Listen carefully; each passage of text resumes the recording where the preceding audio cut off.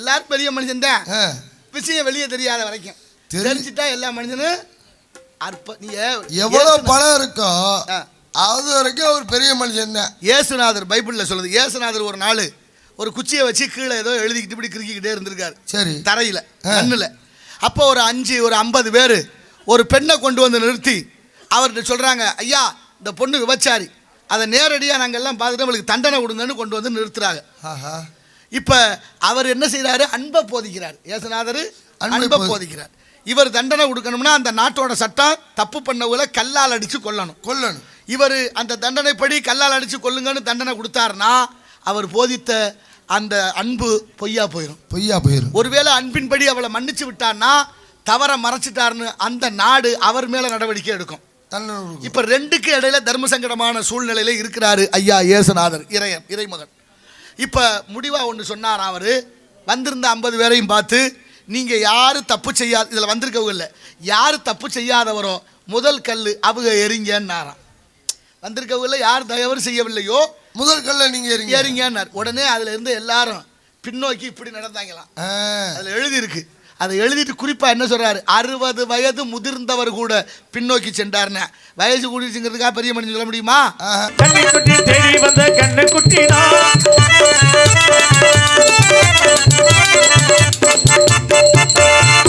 தொட்டி தேடி வந்த கண்ணுக்குட்டினா, விழுந்தது மானே சாமி சாமி சுவாமி சாராயத்தை ஊத்து, ஓ ஜன்னலத்தா சாத்து, சாராயத்தை ஊத்து, ஓ ஜன்னலத்தா சாத்து, தண்ணி தொட்டி தேடி வந்த கண்ணு குட்டினா,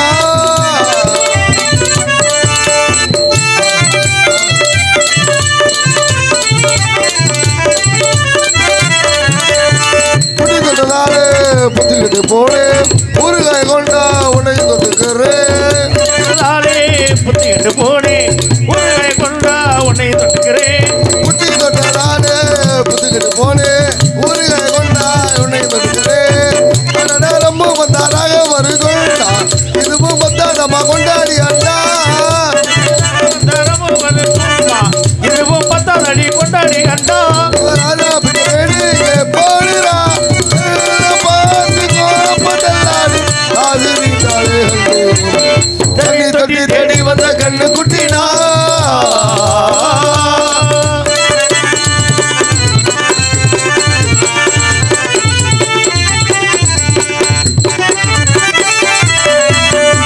இன்னும் கொஞ்சம் ஊத்து சொல்லி கொஞ்சம் ஏத்து, மூக்கு வலி வந்தா ஊத்துறத நிறுத்து, மூக்கு வலி வந்தா ஊத்துறத நிறுத்து, எனக்கு ராகம் எல்லாம் தண்ணி பட்ட பாடு இன்னைக்கு கப்பா ஊத்து கச்சேரி கேளு, எனக்கு ராகம் எல்லாம் தண்ணி பட்ட பாடு இன்னைக்கு கச்சேரி கேளு, ஒரு ராகம் சமாரி சமாரிது ஆன போச்சு காண போகாது ரோச பார்த்தாலே போதும், வாழ்க்கையில கஷ்டப்பட்டு நொந்தவனுக்கெல்லாம் இந்த இடம் நந்தவனத்தான், போதையில ஓடி வந்து நின்றவனுக்கெல்லாம் ஓடி வருண்டா, பாடாதவனையும் பாட வைக்கும், ஆடி ஆடி மடியும் ஆடி, அதுதான் வலிக்காது வலிக்காது வலிக்காது, விளக்கேது விளக்கேது வெள்ளிக்கிழமை விளக்கமோ வெளிச்சமாக நம்ம கிழமை. ஆளு ஆளு ஆளு ஆளு ஆளு ஆளு ஏதோ ஒரு காணம் எல்லாத்தையுமே காணும். யார் அவர், எதற்காக வந்தார் என்ற விஷயத்தை சற்று விட்டுப்பட்டு நோக்கி பார்க்கும் பொழுது ஆளு ஆளு கல்லிலே கலை வண்ணம் கண்டான், இது கண் பார்வை மறைந்தாலும் நாடு வகை தந்தான், கல்லிலே கலை வண்ணம் கண்டான், கண் பார்வை மறைந்தாலும் காடு வகை தந்தான், கல்லிலே கலை வண்ணம் கண்டான், ஒன்று செய்தான் அவர் பேச்சையும் மூச்சையும் பார்வையில் வைத்தான், பெண்ணொன்று ஆணொன்று செய்தான் அவர் பேச்சையும் மூச்சையும் பார்வையில் வைத்தான், கண்ணான இடம் தேடி வந்தோம், கண்ணான இடம் தேடி வந்தோம், கொண்ட கடமையும் ஆசையும் வந்தோம், கல்லிலே கலை வண்ணம் கண்டான், இரு கண் பார்வை மறைந்தாலும் காணு வகை தந்தான்,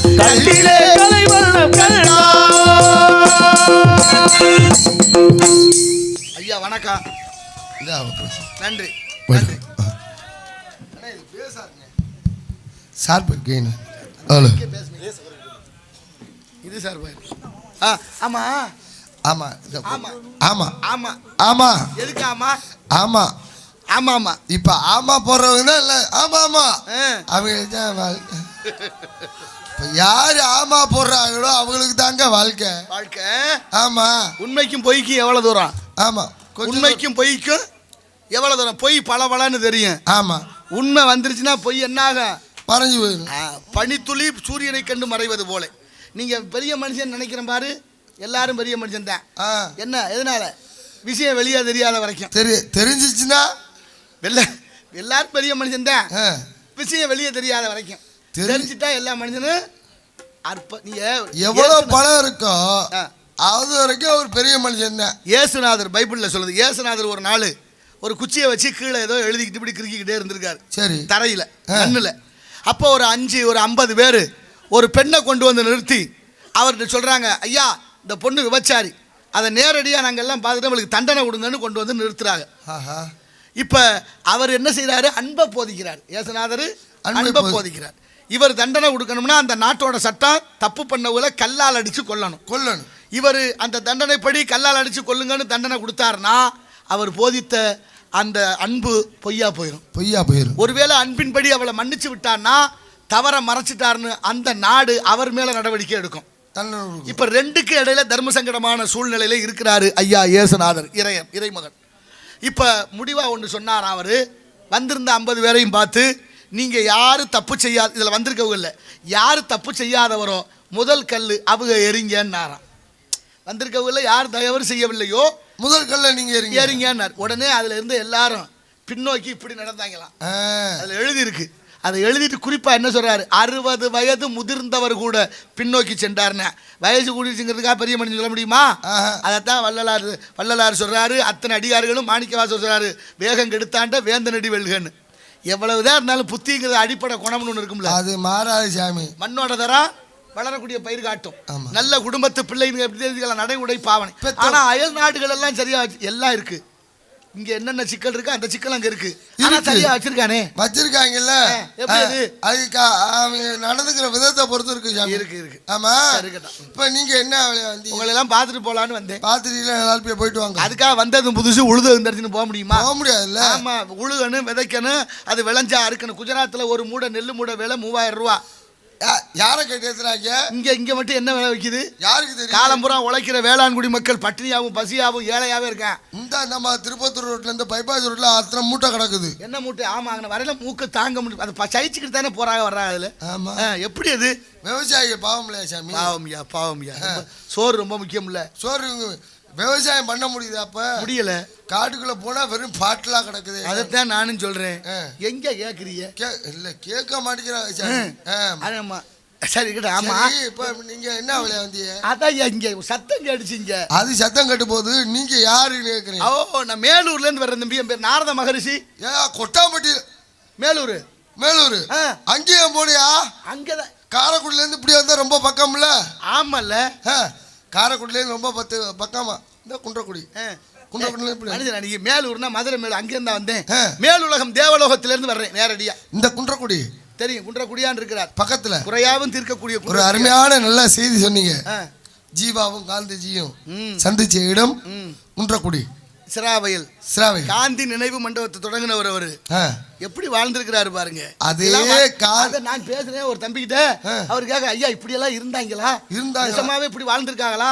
ஏன் அவங்க எல்லாம் கொண்டு விட்டு இப்ப வேற ஆளுகள் எல்லாம் காட்டுறீங்களா? நியாயமானு கேக்குறாங்க. நியாயமா? அப்பேற்பட்ட காந்தி ஜீவாவும் சந்திச்சவங்களுக்கு ஒரு மிகச்சிறப்பான ஒரு மணி மண்டபம், அடுத்து ஒரு நாடக மண்டபம் கட்டி அங்கன பேசுவோம் அதை பத்தி நல்லா சிறப்பா. அப்படியா? அதுக்கு மிகச்சிறப்பான ஒரு விஷயம். அது நீங்க தெளிவா நீங்க பேசுவீங்க தெரியும். நன்றி. அது அண்ணன் கண்ணன் அதெல்லாம் எடுத்து கொடுப்பாரு நமக்கு. அது எப்படின்னா நம்மளுக்கு நிறைய விஷயம் அவர் கொடுக்குறாரு. அவர்கிட்ட நிறைய கத்துக்கலாம். அப்ப ஆமா, உங்களை நான் இங்கே பார்த்துருக்கேன். என்னைய பார்க்க முடியாது. எப்பா பழவாடி பஸ்ஸில் உட்காருங்க. பஸ்ஸில் உட்காரு. இப்போ போகக்கூடாது. இப்போ போகக்கூடாது. போகக்கூடாது. பேய் இது வரும். பேய் பிசாசு வரும். நல்லா இருப்பேன். உட்காருங்க சாமி. உங்களை வச்சா நம்ம நாடகம் ஓடிக்கிட்டு இருக்குது. சுறுசுறுப்பா இருந்தியே. இப்ப ஒரு பள்ளிக்கூடத்துல வாத்தியாரு மாணவரை பார்த்து கேட்கிறார், இந்த உலகத்தை படைத்தவன் இறைவன் தானா? ஒரு மாணவன் எதிர்த்து ஆமான்னாரு. சரி, இந்த உலகத்தை படைச்சது இறைவன் என்றால் சாத்தான படைச்சது அவன் தானான்னு கேட்கிறார். மாணவர் கொஞ்சம் தயக்கம், கொஞ்சம் மௌனமாயிட்டார். கொஞ்ச நேரம் கழிச்சு மாணவர் ஆசிரியர்கிட்ட கேட்கிறார், ஆசிரியர் ஐயா, நான் ஒரு கேள்வி கேட்கிறேன், கேட்கலாமா, அனுமதி உண்டான்னு? கேளுங்கன்னாரு. உடனே அந்த மாணவன் கேட்கிறார், குளிர் நிலை என்று ஒன்று உண்டான்னு கேட்கிறார். குளிர் நிலை? அப்படின்னா குளிர்து இல்ல? ஆமா இருக்குன்னு சொன்னார் வாத்தியாரு. அதுக்கு அந்த மாணவர் இல்ல, குளிர் நிலைன்னு ஒன்று இல்லவே இல்லைன்னு மறுத்தார். எப்படி இல்லைன்னு சொல்றீங்க? வெப்பம் குறைவதனால ஏற்படுறது தான் குளிர் நிலைன்னு இவர் உதாரணம் சொன்னார். வாத்தியார் மறுக்களை ஏற்றுக்கிட்டார்.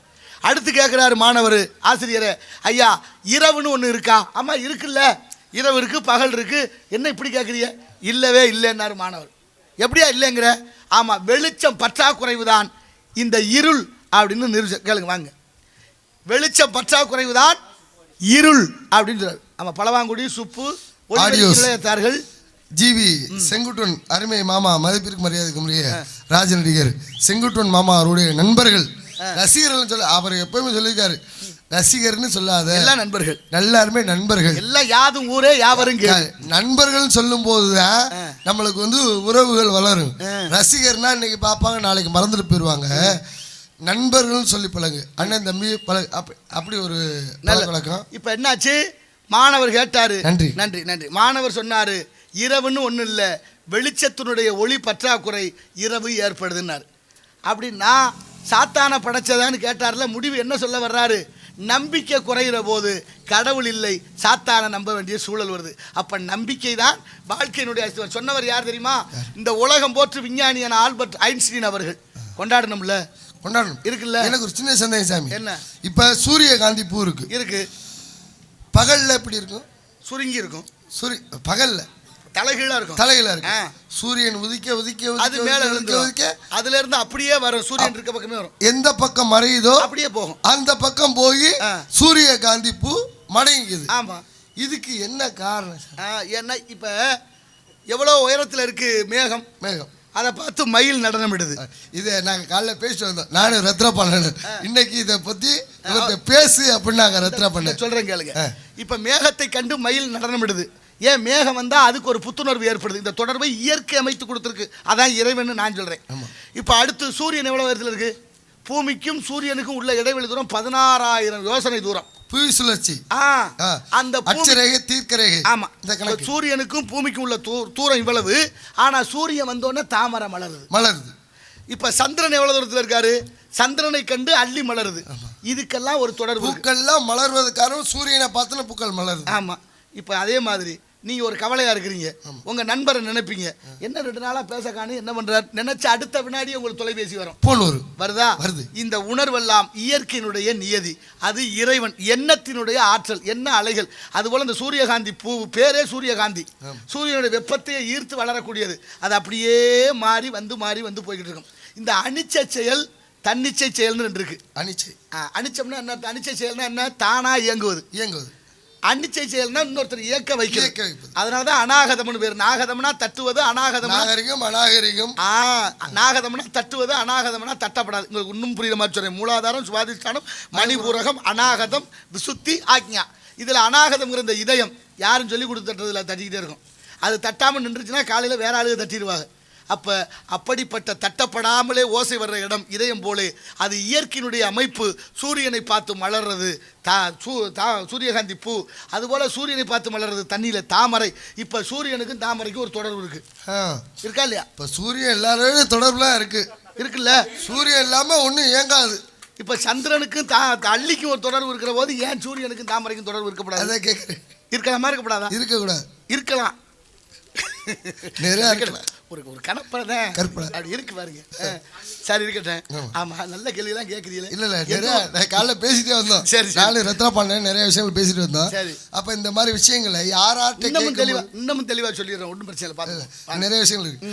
அவ பேசி வரும்போது உங்களுடைய சிசிய பிள்ளை மாதிரி ஒருத்தர் வர்றாரு. ஆமா, அது விடியா அவர்கிட்ட பேசிக்கிட்டு தான் வந்தோம். சரி, கேட்டது தெரியல. இது என்னன்னா கம்புனாரு மல்லி செடியை. அப்ப நாங்க சொல்லிட்டு வந்தோம், இது மல்லி செடி. நீங்க தர்ப்ப மாதிரியே ஒரு புல்லு இருக்கு. ஆமா, அது பேரு எப்படி சொல்றது, எலுமிச்சை புல்லு. இப்ப பூ கட்டுறாங்கல்ல, பூ கட்டுறதுல துளசியை வச்சுதான் கட்டணும். ஆமா. ஆனா துளசிக்கு பதிலா இன்னொரு செடியை வச்சு கட்டுறாங்க. பூவில் தானே, அது துளசி மாதிரியே இருக்கிற மாதிரி இருக்கும். ஆமா, அந்த இங்க 2 வந்துருச்சு. எல்லாமே 2 கோழியா, நாட்டுக்கோழி, பிராய்லர். அடுத்து பால், மாட்டுப்பால் இல்லை செயற்கை பால் இருக்கா இல்லையா? அது மாதிரி மனுஷன்லையும் இயற்கை செயற்கை வந்துருச்சு. நீங்க இந்த பூ மணத்துச்சு ஒரு நேரம், என்னைக்கு எழுதுனாங்களோ வாசம் இல்லாத மலருதுன்னு, அது வாசம் இல்லாம சென்ட் அடிச்சு மலருது. எந்த பூவும் மணக்கிறது இல்லை. கோயிலுக்கு வர்ற பூக்கள் எல்லாம் நிறம் மாறி, வண்ணங்கள் மாறி மாறி வருது. அத்தனைக்கும் காரணம் மனிதனுடைய பேராசை. இயற்கையை மாற்றி அமைக்கிற வல்லமை இருக்குதான், ஆனால் அது அளவு மீறி போறது. அது அளவுக்கு மீறினா அமிர்தமும் நஞ்சு. இப்போ தெய்வங்களுக்கு மாலையை சூடுறாங்களே, ஆமா, ஏன் இந்த மாலையை சூடுறாங்க? மாலை என்பது, மலர் என்பது மிக முக்கியமான காரணம் இருக்குது. மலர் எப்போதுமே மலர்ச்சியோடு இருக்கணும், வாசனையோடு இருக்கணும். இறைவனுக்கு பிடித்தது மலர். அதனால தான் இறைவனுக்காக சூட்டுவது மலர்களை. பெண்களுக்கு பிடித்தது மலர். அதனால தான் ஆண்டாள் கூட சூடி கொடுத்த சுடர்கொடி என்று பெயர். மலருக்கு தன்மை இத்தனை மணி நேரம் தான் இருக்கு. ஆமா, இத்தனை மணி நேரம். பறிக்கிற பூவு 2 மணி நேரத்தில் வாடிடும். கறக்கிற வாள் 2 மணி நேரத்தில் கெட்டு போயிடும். அதை பக்குவப்படுத்தி வைக்கிறதுல இருக்கு. முருகனுக்கு அலங்காரம் பண்ணி பார்க்கலாம்னு அருணகிரிநாதர் விரும்புகிறாரு. அலங்காரம் எத்தனை அலங்காரம் இருக்கு? முக அலங்காரம், சிகை அலங்காரம், நகை அலங்காரம், ஆடை அலங்காரம், ஆபரண அலங்காரம், அத்தனை இருக்கு. இப்போ பழனியில் ஒவ்வொரு அலங்காரமா பண்றாங்களே, அது அபிஷேகம். அலங்காரங்கிறது அலங்காரம் பண்ணிட்டு வெளியில வர்றது இல்ல, அலங்காரம் பண்ணி இது இந்த ராஜ அலங்காரம் 3 இருக்கு. இந்த அலங்காரம் ஆண்டி அலங்காரம், மாலையில ராஜ அலங்காரம். பொதுவாக ஆண்டி அலங்காரத்தை தான் பார்க்கணும், ஆண்டி குளத்தை தான் பார்க்கணும். இறைவன் போய் நின்ன இடமே முருகன் ஆண்டியாக நின்னாலும் வேண்டிய வழங்கும் வள்ளல் என்ற பெயர். வள்ளல்கள்னா பண்டாரத்தார்னு பேருங்க. பண்டாரத்தார் தான் முதல்ல பூஜை பண்ணவங்க. அதை வெளியேற்றினதுக்கே ஒரு காரணம் இருக்கு. அது பட்டையை வச்சு இப்போ ஒரு பிரச்சனை வந்துருச்சு. உண்மைதான், உண்மையை சொன்னா சங்கடம் தான். பட்டையை நாங்கள் தாண்டா பண்ண இப்போதான் ஐயா உள்ள முது எல்லாம் பிரச்சனை. அது ஐயா திருமண நாயக்கர் காலத்தில் வந்த கதை. அப்படி இருக்கட்டும். இப்போ அலங்காரம் பண்ண நினைச்சாரா, அந்த அலங்காரத்தில் அவர் யோசிக்கிறாரு, தலையை சீவி வச்சோம்னா காற்று வந்தால் கலைஞ்சிரும், முகத்தை அலங்காரம் பண்ணோம்னா வேர்த்தா கெட்டு போயிடும், அடுத்து நகை அலங்காரம்னா தங்கத்தில் கலப்படம், சரி கல் நகையை வச்சா கல்லில் எண்ணெய் இறங்கும், சரி மாலை கட்டி போடலாம்னா அது பூ ரொம்ப நேரத்துக்கு இருக்காது, வாடிடும், ஆடை அலங்காரம்னா ஒரு நாள் இல்லை ஒரு நாள் கிழிஞ்சு போயிடும். அப்போ எது நிரந்தரம்னு யோசிச்சாராம். இப்போ கம்பர் சொன்னது ஞாபகம் வந்துச்சோ இல்லை இவர் சொன்னது அவருக்கு ஞாபகம். என்றும் உள்ள தென்தமிழ் இயம்பி இசை கொண்டார் அப்படின்னா என்னைக்கும் உள்ள தமிழ் நிலையானது. அதனால தான் தமிழில் அலங்காரம் செய்தார். அதுக்கு பேர் கந்தர் அலங்காரம்னு பேர். அப்படிப்பட்ட கந்தர் அலங்காரம் 108 பாடல், 6 பாடல் குஞ்சம் போன்றது, பக்கத்தில் இங்கே ஒரு 2 பாடல் நூற்பயன், 1 காப்பு செயல், மற்றதெல்லாம் 50, மொத்தம் 51 102, கீழே 6 பாடல், மொத்தம் 108 பாடல். அதாவது நேரசை நிறையசை இலக்கணத்தில் ஒரு வரி ஒரு பாடல். நேரசைனா 17 எழுத்து, நிறையசைனா 16 எழுத்து. இலக்கணத்தில் அதுபோல ஐயா சீர்காழி கூட அதில் ஒரு பாட்டு பாடியிருப்பாங்க, மாயோன் மருகனை மன்றாடி மைந்தனை என்று பாடியிருப்பார். அப்படிப்பட்ட இலக்கணத்தோடு பாடப்பட்ட அந்த கந்தர் அலங்காரம் தான் இறைவனுக்கு இன்னைக்கு வரைக்கும் நிரந்தரமா இருக்கு. ஆனா நீங்க நல்ல விஷயம், நேர் நேர் தேமா நிறை நேர் புளிமா அத விஷயங்கள்லாம் நிறைய இருக்கு. ஒருத்தர் சாப்பிட போனாராம், பந்தியில உட்கார்ந்து இருக்கிற போதே கேட்டாராம். அது என்ன கேட்கிறாரு பாருங்க, சும்மா சாதாரண பேசிக்கிற விஷயம்தான். அப்ப கேட்கும்போது அவர் சொன்னாராம், வரமாட்டேங்குது பாருங்க. அப்படி என்ன கேட்கிறாரு, வெங்காயம் வைக்கணும், ஊறுகாய் இருக்கணும், பண்புத்தொகை இருக்கான்னு கேட்டாராம். பண்புத்தொகை? ஆமா. இல்ல வினைத்தொகை தான் இருக்குன்னாராம். வினை. பண்புத்தொகைனா என்ன? மை கொண்டு பெறுகிறது ஊறு. இப்ப வெங்காயம் வெண்மை, காயம் காய், அதனால வெங்காயம் இருக்கான்னு கேட்டாரு. இல்ல பண்புத்தொகை பக்குவப்படுத்தி வர ஊறுகாய் இருக்குன்னாராம். ஊறும் காய் ஊறிய காய் ஊறுகின்ற காய், அதனால அதுதான் பண்புத்தொகை. இந்த இலக்கணத்துல என்னென்ன சொல்லி கொடுத்துருக்கு பாருங்க. யார் சொல்லி கொடுக்குறா? இப்ப இந்த விஷயங்களை இவங்களுக்கு பேசினா புரியாது. 10 மாணவர்களுக்குமா நம்ம பேசும்போது அதுதான் பள்ளி தமிழ் எல்லாம் போய் பேசுறேன். மிகச்சிறப்பு, மகிழ்ச்சி. இறைவன் உங்களுக்கு இந்தியிலும் கல்லூரிகளிலும் அடிப்படை இங்கதானே இருக்கு, ஆண்டவன் கொடுத்ததில்ல. அது மிகச்சிறப்பு. ரொம்ப நிறைய விஷயங்கள் கேட்குறேன், நிறைய விஷயம் பேசுகிறேன். இந்த மாதிரி விஷயங்களை நிறையா நேரத்தை நான் நகைச்சுவையாக பேசிட்டு போயிடலாம். ஆனால் இந்த மாதிரி விஷயங்களை புராணம் இலக்கணம் நேர் நேர் தேமா நிறை நேர் புளிமா இதெல்லாம் நான் படித்தது உங்கள்கிட்ட கேட்கும்போது எனக்கு ரொம்ப சந்தோஷமாக இருக்கு, மகிழ்ச்சியாக இருக்கு. அதுக்கு ஒரு சில விஷயங்கள ஊண்டுகள் அவர் அண்ணே சைஸா கொடுத்துக்கிட்டே இருப்பார். ஜீவா காந்தி இதெல்லாம் லைட்டாக போட்டு விடுங்க அண்ணே. அதுதான் அந்த சிந்தனை தான் அவரை உயர்த்தி வச்சிருக்கு. மற்ற மகிழ்ச்சி சாமி, ரொம்ப சந்தோஷம். பொதுவான சிந்தனையோட உள்ள ஆள். ஆமாம், கண்ணதாசன் ஐயாவை படிக்கிறாரு, காந்தியை படிக்கிறாரு, எல்லாரையும் படிக்கிறார். அந்த படிப்பு ஒரு தெளிவை கொடுக்குது. அதனால தான் தொட்டனைத்து ஊர் மணற்கேணி மாந்தருக்கு கற்றனைத்து ஊரும் அறிவு. ஆமா, இந்த இந்த சத்தம் கேட்ட ஆள் யாருன்னு? 2 பொம்பளை பிள்ளைய. பெண்கள்? ஆமா. ஓ ஓக்குலாம் வரல. இல்லையா, ஆச்சரியமா கேக்குறேன். சரி, காவலுக்கு வந்து. காவலுக்கு. ஆமா, உங்க பேர் என்ன? என் பேர் வீரதேவன். உங்க அப்பா? எல்லாரும் தான் இருக்கு. இல்ல, நல்லா தானே இருக்காரு. கேட்டா அங்கே காவலுக்கு போயிட்டாரு. சொல்லும் போய் பாருங்க, லேடிஸ் பிரச்சனையா போயிட்டாரு. அப்பா பேர் அபிராஜேஸ்வர், அம்மா பேர் ரங்கே பூ. 2 பேருக்கு இது நடந்து கல்யாணம் நடந்து சொல்றா. முதல் ரவுண்டு ஓட்டிருப்பாங்க உள்ள இருக்கு. ஆம்பளை இதை சோகமா சொல்லி தொலைகிறேன். 7 பிள்ளையுமே ஆம்பளை பிள்ளை. நல்லதுதானே. பொம்பளை மேல எங்க அப்பாவுக்கு ஒரு பக்கம். பொம்பளை ரொம்ப வருத்தத்துல இதுக்கு போலாம். எதுக்கு? வேட்டைக்கு வள்ளிக்கிழங்கு நோண்டிட்டு பள்ளத்துல ஒரு சின்ன பொம்பளை குகா உனக்கு பின்னால இசை கொடுக்குறாரு பாரு அவரு, வாத்தியார் அவர். சரிக்கிட்ட அந்த பிள்ளை தான் வள்ளியாக்க. ஆமா சார், இங்க ஆளவளம் ஜோன்னு போட்டுதான் அந்த பிள்ளை தான் வள்ளி ஆயிடுச்சு. இந்த புதுப்பட்டியை போட்டு அப்படிக்கா தேவை இத்தியா. ஏற்கனவே 1.5 லட்சம் ரூபாய்க்கு ஒரு பெட்டி. இப்ப இந்த பெட்டி 80,000 செலவழிச்சிருக்காரு. தொழில் மீது உள்ள அக்கறையா? எனக்கு ஒரு விஷயம் அண்ணே அலையேசண்ணே, அதுல பிரபு பொருள்களும் தொழில்களை மதிக்கிறவராட்டி போட்டு ஊமை குத்தா குத்தி அதுல கிளப்பி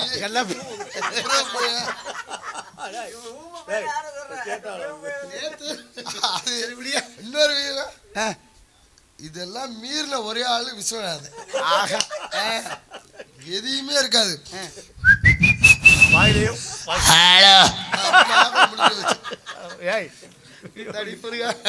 சரியா சரியா சிறப்பா இருக்கு. அந்த விஷயம் அந்த இடத்துல அவங்கள திருப்தி பண்ண பூர்த்தி பண்ணிடுறது. 2000 வருஷம் ஆனால் திருத்த முடியாத ராமா. சரி சரி. ஆமா, இந்த வள்ளியை பாருங்க. யாழை பாருங்க சார், கூப்பிடுங்க.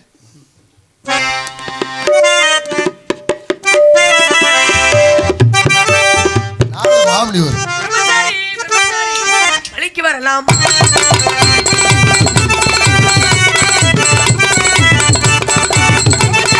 பிரம்மச்சாரி வழிக்கு விழலாமா?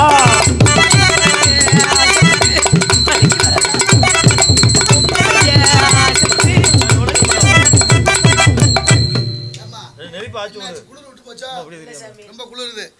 உள்ள இருக்கிற உனக்கே குளிருதுன்னா வெளியில உட்கார்ந்து 4 பேரும் என்ன கதி பாரு. டேய், வெளியில உட்கார்ந்துருக்கவன்னு சொல்றான். என்னடா இவனோட பெரிய ஓத்திரியமா. யாரா அந்த புள்ள? இது ஆளு சாமி. அப்படியா? என்ன காப்பு கட்டி இருக்கு எதுக்குள்ள அவரை பத்தியா? வேணுமா இருந்தா என்ன செய்யறது? சரி கேட்டா அடுத்த காவல் வாழ்க்கை. தங்கச்சி வாமா.